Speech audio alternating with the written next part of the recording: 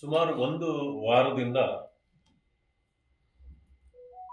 ಇಡೀ ರಾಜ್ಯದಲ್ಲಿ ವರದಿಗಳನ್ನ ಗಮನಿಸ್ತಾ ಇದ್ದೇವೆ. ಜನರ ಹಾಹಾಕಾರಗಳನ್ನ ಗಮನಿಸ್ತಾ ಇದ್ದೇವೆ. ಇದ್ದಕ್ಕಿದ್ದಂತೆ ಮೈಕ್ರೋ ಫೈನಾನ್ಸ್ನ ವಿಚಾರದಲ್ಲಿ ಬಹಳ ಜನರು ಪ್ರಾಣ ಕಳ್ಕೊಳ್ತಕ್ಕಂಥ ಪರಿಸ್ಥಿತಿಗೆ ಬಂದಿದ್ದಾರೆ. ಈ ಮೈಕ್ರೋ ಫೈನಾನ್ಸ್ ವಿಚಾರದಲ್ಲಿ ಸಾಮಾಜಿಕ ಜಾಲತಾಣಗಳಲ್ಲಿ ಕೂಡ ಜಾಹೀರಾತುಗಳನ್ನು ನೀಡಲಾಗುತ್ತೆ. ಈ ಜಾಹೀರಾತು ಬರುವಾಗ ಹೇಳೋದು ಬಹಳ ಸುಲಭವಾಗಿ, ನಿಮಗೆ ಯಾವ ಗ್ಯಾರಂಟಿ ಬೇಕಾಗಿಲ್ಲ, ಆಮೇಲೆ ಅದಕ್ಕೆ ಇತಿಮಿತಿಯನ್ನು ಕೂಡ ಏನು ಹೇಳೋದಿಲ್ಲ, ಕಡಿಮೆ ಬಡ್ಡಿ ದರ ಹೇಳ್ತಾರೆ. ಇದೆಲ್ಲ ಹೇಳಿ 5,000, 10,000, 20,000, 25,000 ಇಷ್ಟೇ ಕೊಟ್ಟು ಬಿಡ್ತಾರೆ. ಕೊಟ್ಟಾದ್ಮೇಲೆ ಎಲ್ಲ ದಾಖಲೆಗಳನ್ನ ತಗೊಂಡು ನಂತರ ಪ್ರಾರಂಭ ಮಾಡ್ತಾರೆ.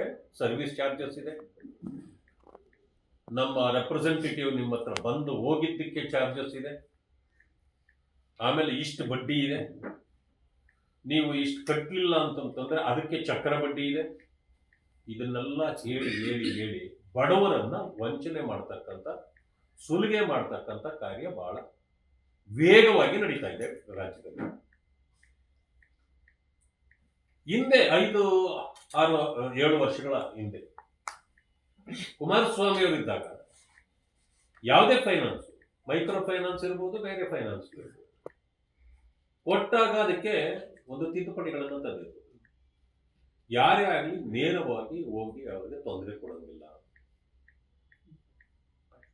ಆಮೇಲೆ ಈ ಬಡ್ಡಿ ಚಕ್ರ ಬಡ್ಡಿ ಅಂತ ಹೇಳಿ ಹಾಕಿ ಅವರಿಗೆ ಹಿಂಸೆ ಕೊಡೋಂಗಿಲ್ಲ. ಅದಕ್ಕೆ ತಿದ್ದುಪಡಿಗಳನ್ನು ಕಾನೂನಾತ್ಮಕವಾಗಿ ತಂದಿದ್ದು. ಹೀಗಿದ್ರೂ ಕೂಡ ಈ ಸರ್ಕಾರ ಬಂದ ಮೇಲೆ ಯಾವ ಅಡೆತಡೆ ಇಲ್ಲದೆ ಬಡಜನರ ಸುಲಿಗೆ ಆಗ್ತದೆ. ಅವರು ಈಗಾಗಲೇ 2,000 ರೂಪಾಯಿ ಕೊಡೋದು ಒಂದು ಕುಟುಂಬಕ್ಕೆ, ಈಗ 10 ಅಥವಾ 12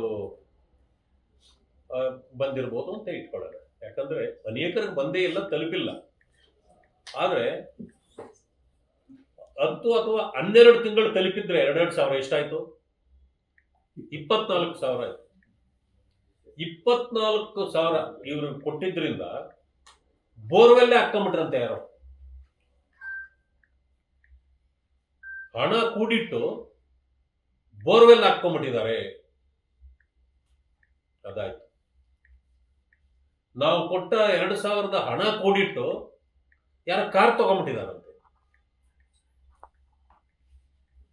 ಏನಪ್ಪ ನನಗೆ ಆಶ್ಚರ್ಯ.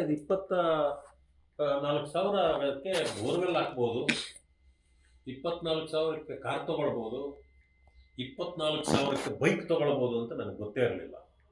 ಅದು ಕನ್ಸೆಷನ್ ಬೈಕ್ ಇರ್ಬೋದು ಸರ್ಕಾರ. ಈ ರೀತಿ ಈ ಬುರುಡೆ ಬಿಟ್ಕೊಂಡು ಸರ್ಕಾರ, ಇವರು ಕೂಡ ಜನರನ್ನ ಒಂದು ಕಡೆಯಿಂದ ವಂಚನೆ ಮಾಡ್ತಿದ್ದಾರೆ.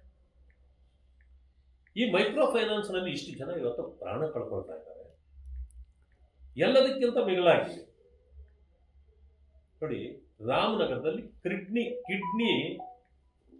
ಕಿಡ್ನಿ ಮಾರಾಟ ಜಾಲ ಸಿಕ್ಕಿದೆ. ಏನಕ್ಕೆ ಅಂದ್ರೆ ಈ ಮೈಕ್ರೋ ಫೈನಾನ್ಸ್ ತಗೊಂಡಿರೋದ್ರಿಂದ ಅವರಿಗೆ ವಾಪಸ್ ದುಡ್ಡು ಕೊಡ್ಲಾರದಕ್ಕೆ ಒಬ್ಬ ಹೆಣ್ಣುಮಗಳು ಕಿಡ್ನಿ ಮಾರಾಟ ಮಾಡ್ಕೊಂಡಿದ್ದಾಳೆ ಅಂತ ಪತ್ರಿಕೆಯಲ್ಲಿದೆ. ಅಂದ್ರೆ ಈ ಸರ್ಕಾರ ಏನ್ ಮಾಡ್ತಾ ಇದೆ? ನಿದ್ದೆ ಮಾಡ್ತಾ ಇದೆಯಾ? ಈ ಸರ್ಕಾರ ಬದುಕಿದೆಯಾ ಸತ್ತಿದೆಯಾ ಅಂತ ಕೇಳಬೇಕಲ್ಲ ನಾವು. ಏನಾಗಿದೆ ಇವರು? ಈ ಅಧಿಕಾರದ ಮದ ಏನಿದೆ ಈ ಸರ್ಕಾರಕ್ಕೆ? ಜೊತೆಗೆ ಇವರ ಅಧಿಕಾರ ಗುದ್ದಾಟದಲ್ಲಿ ರಾಜ್ಯದ ಹಿತವನ್ನೇ ಈ ಸರ್ಕಾರ ಬಲಿ ಕೊಡ್ತಾ ಇದೆ. ಅಗ್ಗದ ಪ್ರಚಾರಗಳು ಮಾಡಿಕೊಂಡು ಕೆಲವು ವಿಚಾರಗಳಲ್ಲಿ ಯಾವುದೇ ಅಭಿವೃದ್ಧಿ ಮಾಡದೆ ಜನರನ್ನ ಸಂಕಷ್ಟಕ್ಕೆ ದೂಡತಕ್ಕಂಥ ಕೆಲಸವನ್ನ ಇವು ಮಾಡ್ತಾ ಇದೆ. ಇದು ಮೈಕ್ರೋ ಫೈನಾನ್ಸಿನ ವಿಷಯ ಆಯಿತು.